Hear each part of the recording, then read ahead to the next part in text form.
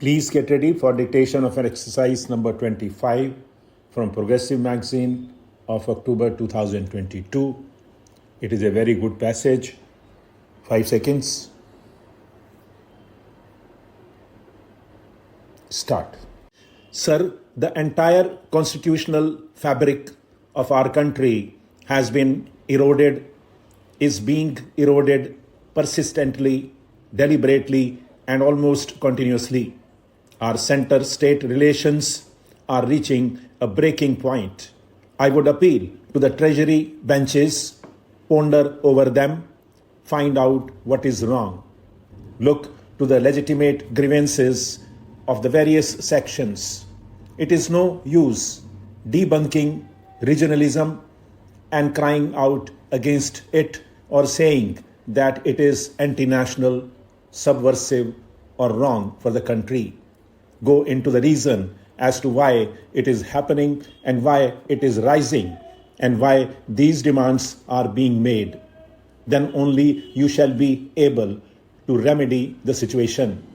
Merely cursing your fate or cursing the anti-national forces behind them, which are allegedly operating according to you, you shall not get anywhere.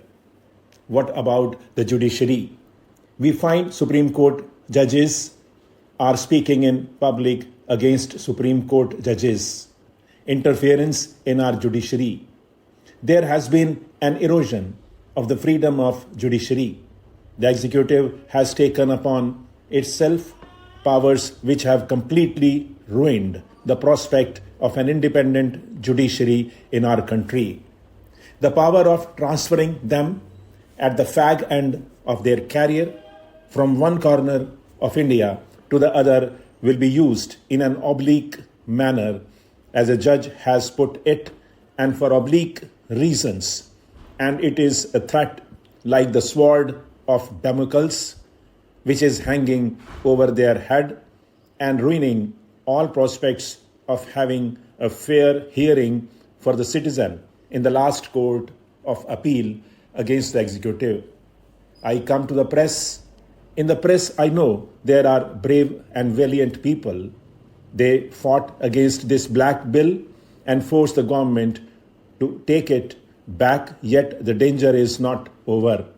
Government media is being misused deliberately to build up the party as well as personalities, and those who dare to criticize the government are shunted out.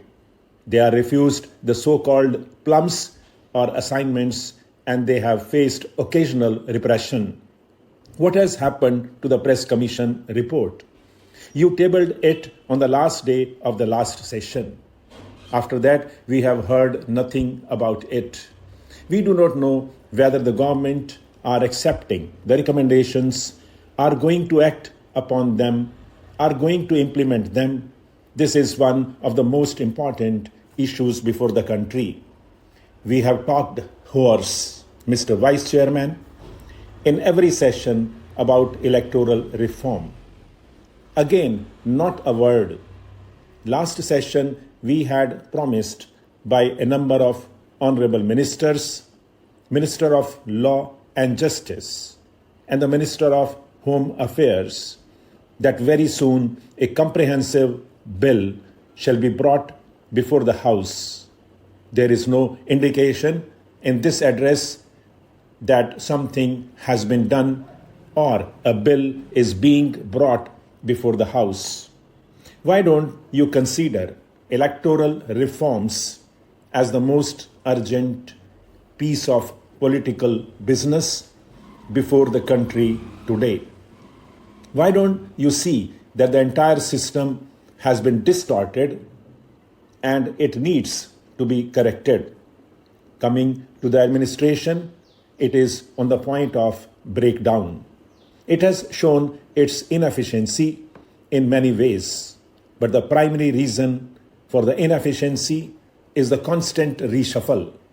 Every time you reshuffle the cards, you come up with the same old jokers because you cannot have new ones. The same old faces are there. Coupled with this, you have the frequent, arbitrary, unreasonable transfer of officers. After 6 months in a place, they are transferred to other places. How can you bring about efficiency in administration with changing ministers engaged in a game of musical changing officers as attendants? That is why the efficiency of the system is going down. And you have in the ranks of the services today a sense of demoralization. Again, I would appeal to the government, please listen to the murmur of discontent among the civil servants. You cannot run the country without the devotion, the dedication, the loyalty, the sincerity, and the patriotism of the civil servants. Can you? And you have neglected them.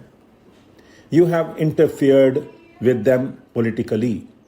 You have also permitted the system to be penetrated by or to have linkages with anti-social elements. Look at any government machinery. Telephones do not function. Railways do not function. Not a single service functions. You call the police. They do not even turn up. Hanging over all this is the shadow of corruption which is no longer limited to individuals or at the base level, corruption which has been highly centralized, highly institutionalized, which has become well formulated and well organized from the ground and grassroots up to the highest levels in the country. The system is built on corruption. And when the government says, now we shall fight corruption, I dare say they will not. Apart from corruption, there is an air of violence in the country. I am not talking only about the violence which is the normal concomitant of human society. I am talking about state violence. Stop.